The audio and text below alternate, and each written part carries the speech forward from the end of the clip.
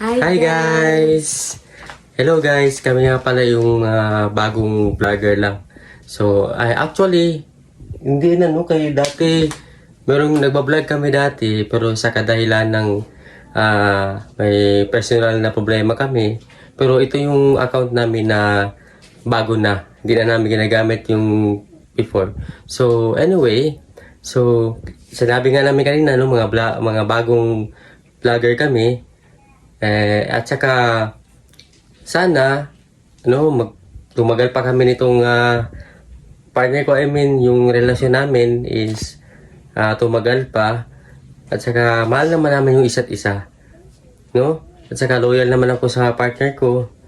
Pero ayaw ko lang matulad sa mga old vloggers na sikat na nagkakaroon ng maraming pera. Siyempre nabibili ng mga gusto nila. So, ayaw ko yung Nagkaka-cheating issue. Nagkaka-cheating issue. Ay, yung alam mo na yung may jowa ka na pero nag-cheat ka pa rin. So, kaya nga nung pumunta ako sa bahay na Barbie nung isang gabi, sabi ko na itigil ko na lang muna yung pagtulog dito kasi loyal ako sa partner ko. So, yung inuwasan ko na mag-cheat ako. Anong Barbie? Pumunta ka. Yun yung ex mo, di ba? Bakit yung ginagawa mo dun?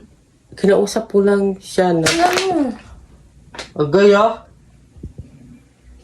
Bakit? Tigil. Agay.